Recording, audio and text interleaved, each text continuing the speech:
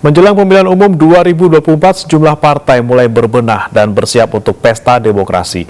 Namun sebuah lembaga survei mencatat saat ini tingkat kepercayaan publik terhadap partai politik cukup rendah.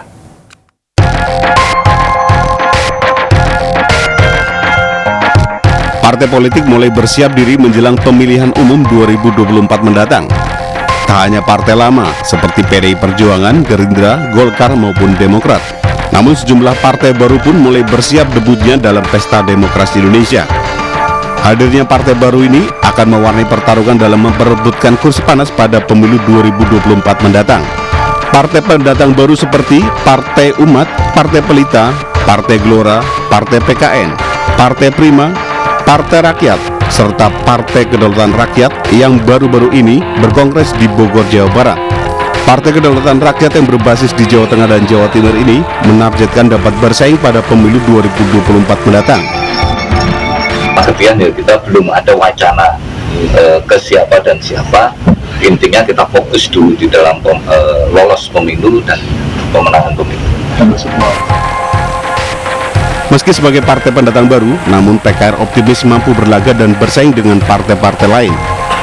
Namun di tengah munculnya partai-partai baru ini, sebuah lembaga survei merilis hasil survei terhadap 1.200 orang responden dari seluruh provinsi dengan margin of error 2,9%, bahwa tingkat kepercayaan publik terhadap partai politik cukup rendah dibandingkan dengan lembaga-lembaga lain seperti TNI, Polri, KPK, hingga Kejaksaan.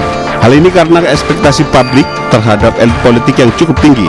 Namun sebagian ekspektasi itu tidak bisa dijalankan atau dihadirkan secara baik oleh para elit partai.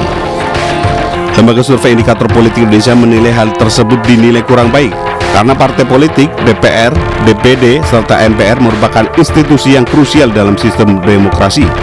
Rendahnya kepercayaan publik terhadap partai politik diakibatkan sejumlah kasus korupsi di Indonesia yang justru melibatkan mereka yang berasal dari partai politik. Sehingga partai justru menjadi institusi yang dinilai paling buruk, tidak demokratis dan korup. Untuk itu perlu adanya pembenahan tata kelola partai politik. Karena kedudukan parpol yang strategis membuat kebijakan pemerintah berpihak kepada aspirasi dan kepentingan rakyat.